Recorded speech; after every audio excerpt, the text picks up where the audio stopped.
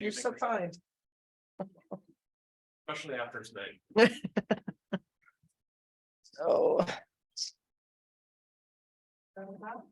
Sure. Hey, Coach, obviously, congratulations on your first win of the season. Thank you. A lot of hard work went into it, I'm sure. So congratulations. Thank you. I will definitely start with a positive here. I appreciate that. Yeah, of course.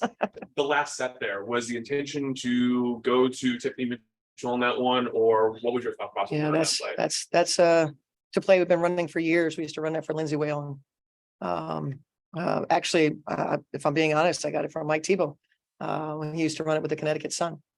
And so it's long been in our playbook, and we're trying to teach Tiff, different ways to sort of free herself. And she was feeling pretty bad about a stretch that she had. And so, we were in the huddle. I just looked at her and said, "You got to make a play." She said, "Okay." Real calm, and just said, "Okay." And obviously stayed with it, good defense on her. And then she stayed with it. And so I was happy for her to see that go down. The starters played a lot of minutes tonight. We saw a lot from Dorka. We didn't see Carlton any minutes, and there was limited minutes for Ariel. Yeah. Is this just a matchup thing? Are you still figuring out your rotation? Well, a little bit of that. I thought we subbed well in the first half. It gets awfully difficult, the third, fourth, you're trying to win your first game. It's a little bit like playoff substitution right now as we try to, do what's necessary to get the W. I certainly would like more minutes, Powers. Nina, just has to navigate the game without fouling. I think that's a big thing for her. But I thought we tried to use, when players were tired, I didn't get Collier out. That was one I was hoping didn't bite us. But we tried with the others, found moments to get Shepard out, found moments to get McBride out. So overall, I think that, we liked what we did. I thought Banham's minutes were big. I thought LA coming in and settling us down was big. So you always like to play your players more. But I just felt like what we were doing was working. One quick downside, if I could. Took the 30 points off the turnovers. Exactly. Thoughts on what you were seeing and how to limit it up a little bit? Yeah, everything that we did, we talked about. We talked about a Shakira Austin pick six waiting to happen. Some of it was ball handling, turnovers. Some of it was, not being assertive enough, right, to go score it, picking it up, getting double teamed, not making plays out of that. So we just got to keep getting better in that area, because that's obviously a lot of points, and that's difficult to overcome, generally speaking. And so, yes, if that's the sort of the stain on the game, we'll take the W and try to figure out how to clean up the turnovers. Last thing for me, back to the positive. Okay. Kelly McBride. You talked about when she came back after her sister's wedding about her leadership and what she brings to this team. She scores, I think she finished with 24 tonight, season high for her. Can you elaborate some more about what she means to this team after a game like this, even beyond just the points? Yeah, and you hit the nail on the head that sure, scoring and making shots. I think what Kayla gave us, and we talk as a team, when you're not successful and we're feeling really bad about not being able to close out a game or, get a W. And we spent some time together, and we just, said what we needed more of was people that have been in these shoes, or that have done this, to give a little more guidance and connection versus blank looks when it's not going our way. And I thought K-Mac was absolutely terrific in keeping us focused even after. So it's easy when things are going well, all the shots are going in and we're up, 8 or 10, whatever it was. It's more difficult to get a team together when all of a sudden the bottom fell out and the place got, a little more loud and they got a little more amped. I thought Kayla was just terrific in her leadership. And so equally as important as the shot making. You're welcome. Thank you. Okay. Congratulations. Thank you. Really exciting last second. Yes. As I'm Hungary, I'd like to ask you, how satisfied are you with Dorka? She matches your expectations. Dorka has been terrific. I can't sit here and say that when we were drafting Dorka that we thought that she would be in moments in the first 6 games where she's playing 37 minutes back-to-back games, impacting the game. That's not necessarily, I don't think that we had that scripted in that way. So sort of fun, that, not great that we lose a player like Diamond, but in her place, another rookie steps in and gets an opportunity. Dorca's maturity, to be in a game like that, and she's learning things on the fly. These are new teammates, new coaches, new things that you're doing. Her maturity and her consistency in her emotions, her emotional maturity is off the charts. Not afraid to shoot it, not afraid to go in there and drive it, not afraid to block a shot, unafraid. And that's those are great qualities for a rookie. You're welcome. Turning to Zoom, Leo.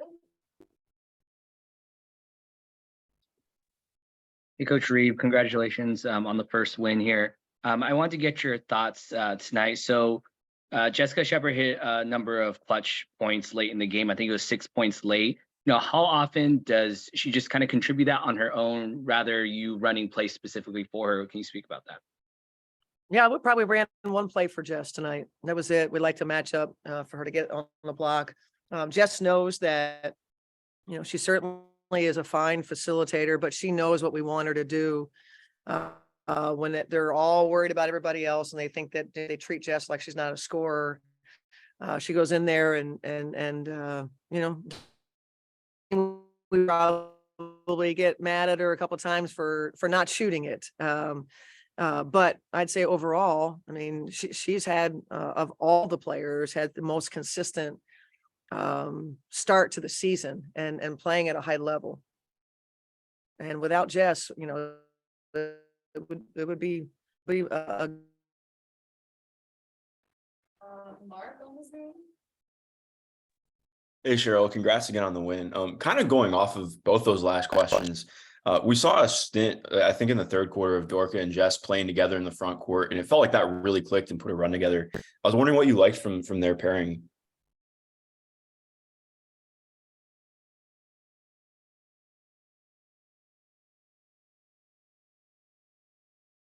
you broke up quite a bit, but I think what you Okay. asked me was Jess and Dorca playing together. Yes. Yeah. Sorry about Together. that. Was that question? Mhm. Yeah. That's okay. Dorca's a good passer. Dorca's assertive. I think both of them can pick their spots to score it. I think for Dorca, she just learning on the fly. We're calling stuff and we're saying things that maybe four of us know, and she's kind of going, "What am I doing?" I think that there's just I think the skill set of it'll get to a point where people have to guard her. She's going to get a little more assertive. She's a ball mover. She made some really, really nice passes. And I think with her and Jess having post players that can play away from the basket, obviously looks very different than a Sylvia Mhm. Fowles who can just bury you on the inside. We certainly miss that. But Jess and Dorca being able to make Fee, I think it's probably not a coincidence that Fee's gotten going a little bit more because she's spending a little more time at the small forward spot. So playing Jess and Dorca together allows Fee to get some nice matchups for herself. Yeah, as a follow-up too, it feels like, I mean, obviously Fee had 8 free throw attempts tonight. Felt like she was really doing well getting into the paint. Was there anything, outside of that you felt was really helping her with that? I think Fee's just gotten really assertive. Mhm. Again, small forward, liking her matchups. Whether it was Alyssa Thomas guarding her and they used another player to guard Jess or Dorca. Fee has just gotten really assertive at finding her way in the paint. She didn't make threes tonight, but she's I think people could notice like her 3-ball looks really, really good. And so she's getting things for us in a variety of ways. And I think what it comes down to for Fee is just her understanding, like to be the team's best player, you have to take chances and you have to be aggressive. And she's starting to do that for us. Thanks, Cheryl. You're welcome. Rafi. So you call my name? Yeah. Hi, Rafiq. Hey, Cheryl Reeve. Yeah. My first question is, why don't you what are your overall impressions about that late second been put back by Tiffany Mitchell, and how important has she been to the team up to this point? Tiff's another one. The But I think in terms of the start to the season, Tiff has consistently from training camp all the way through to game 7 here. Her effort, her belief in herself, her physicality, she puts her body on the line. She's a work in progress in terms of being a lead guard, and there were moments that we can try to keep helping her with. But I think that we come into the timeout and we subbed her for LA. We just looked at her and said, you got to make a play. And she said, okay. And that's a space that she's really comfortable in. And I know she appreciates the confidence that we have in her. And so through 7 games, it's been a good pairing for each of us, her being here and then obviously us having her part of our team. And if I could ask a follow-up question, I mean, with about 3 days off before having your first test at the New York Liberty, like, what do you tell your players about going up against a challenging team like this, especially after getting a close victory against the Mystics? I can't even think about another game right now. We've had quite the schedule playing every other day. I am so excited to get back to Mayo Clinic Square practice facility and have a practice. We have a very long list. We're gonna need about 4 hours to get through all the stuff that we want to work on. Not even thinking about the Liberty, not even for a second. Appreciate the insight. Good luck. Thank you. Right.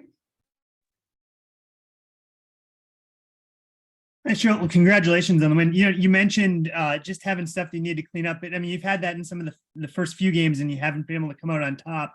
To be able to come out on top tonight, what effect does that just have on, I don't know, the psyche of the team or just kind of, morale as you go forward to get There's that no first question about it. I think this group will tell you that, yes, the record said 0-6. I think this group will tell you that they understood the opportunities that were there in other games that we just couldn't capitalize on to cash in for a W. So their confidence was actually in a really good space, and their understanding and receptiveness to how do you get separation to win a game, and especially on the road. And so, our team since 2011, when we hold our opponents to below 40%, we have a record of 144 wins to 6 losses, 144-6. And so, and I just told him, I said, make no mistake about what the path is to be successful. And that is to defend. And this was our best defensive game of the season. And our commitment to, places that we were helping off or going to double EDD or whatever we were doing and not panicking. Sykes hit a big 3 there. Well, that's the shot that we're probably okay with. We know she was probably going to make one of them. And of course, it's that one right there to tie it. But we didn't waver in our belief, and we had really strong leadership. And I really felt like this was a group that had the necessary desperation that you would expect from a team that had been winless. And so I'm super happy for them. And Joe with the final question. That you talked about the kind of the roller coaster of those last couple minutes there. You kind of had that throughout the game with the beginning of each quarter and the end. Kind of how would you describe the emotions on the bench through those roller coasters? I thought that we were all in this space of understanding that it was really important that we know that there's going to be runs. We came out of halftime saying, hey, look, we know what's about to happen. We've been doing this for years. And we just talked to them about that. We knew what Washington was going to try to do, and they were going to try to play out their defense. They were going to turn up the pressure. So I think in each of those moments where maybe things didn't go our way and we allowed a run, the narrative, the things that were being said were all pointed, tangible things to give players to try to correct what was happening. I thought the emotional maturity of the group as a whole was exactly where it needs to be. These games, it's hard. It's hard to win a game in this league. It's hard to win possessions in this league. We understood that if we continue to stay locked in and we did little things like transition defense, obviously some of those turnovers, it gets a little bit tough, but they had just, 6 fast break points. And I just thought that it was a group that the bench being engaged and offering things to players when they come off the floor in timeouts, and just really tangible way that we could impact winning a possession. Thank you. Congratulations. And Thank you so much. Thank you.